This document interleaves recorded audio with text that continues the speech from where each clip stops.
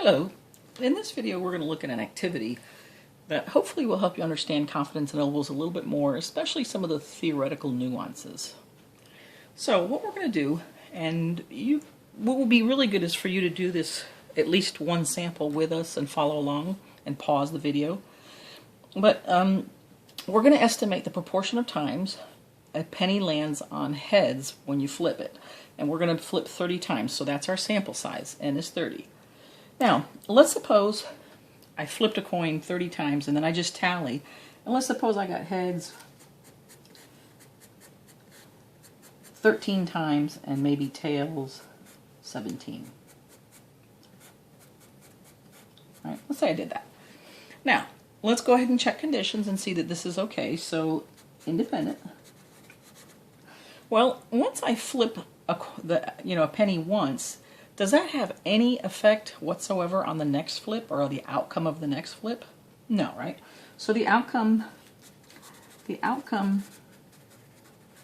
of one penny flip won't affect the outcome of another.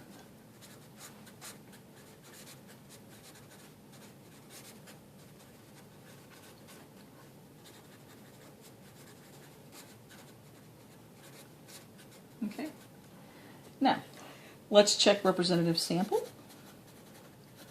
Now, I'm going to go ahead and assume we don't know the truth, which we do know the truth. In general, half the time you should get heads, right? And half the time you should get tails.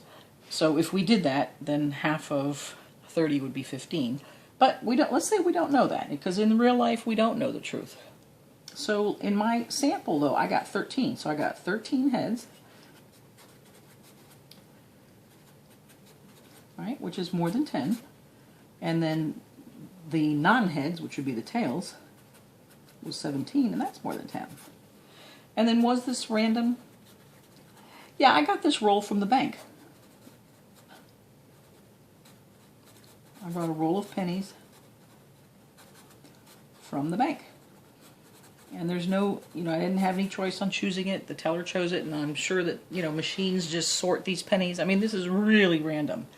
So we have met conditions and we can proceed. So let's suppose then, as we know, I got 13 heads. Then let's go ahead and find the sample proportion.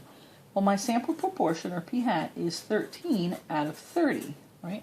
And when I do that division, I should get 43%. Okay? Now, if I'm going to go ahead and find the standard error of that sample, I'm going to use p hat to estimate p. So the standard error of the sample proportions is p hat, 1 minus p hat over n, which in our case is 0.43, 1 minus 0.43, all over 30, and I get 0.090. All right, so that's my standard error.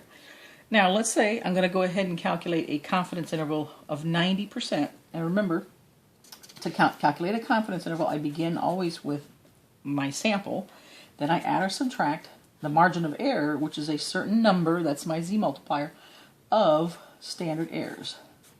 Okay? So now in our case, p hat's 0.43. And I add or subtract. Now if I'm going to do 90% confidence interval, 90 has a multiplier of 1.645. Okay? And the standard error is 0.09. Okay? Now if I go ahead and calculate that, then let's go ahead and do that. I'm going to have 0.43 minus 1.645 times 0.09, right? And that should give me 28, right? And then I'm going to recall the entire line, as I showed you in another video, to 50, let's say 8, 28 to 58.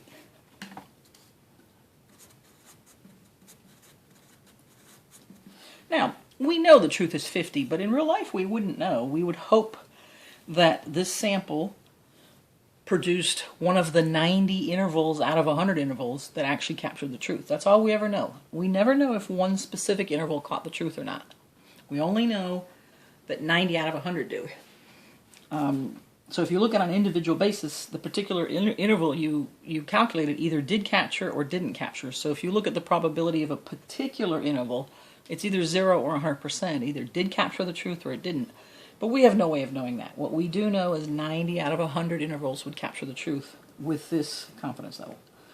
So then I would say with a 90% confidence, the percent of times that we get heads is somewhere between 28 and 58% for a penny. Now let's go ahead and do the 95% confidence interval. We go ahead and proceed the same way. Calculations are the same. The p-hat, or my sample proportion, is the same. The only thing that's different in this calculation is what? The z-multiplier, right? I use 1.96 now. N times 0.09. And if you do that, you're going to get 25 to 61. Okay? So essentially then what you see is there's a difference in the calculations, but the only difference really occurs where? Right here. The z-multiplier. And what you can see is the z-multiplier for a higher confidence level is a little bit bigger, since 1.96 is a little bit bigger than 1.65, right? Then this confidence interval is a little bit wider, 95% is going to result in a confidence interval that's a little bit wider than 90%. And it all comes back to the z-multiplier. All right, so now let's take a look at if we did this as a class and we had several groups working together and I just did one. Hopefully you'll pause the video and actually do this yourself. Go ahead and flip a penny 30 times. It won't take you very long. And go through these calculations. It'll help cement or really groove these skills and understanding confidence intervals. So go ahead and pause.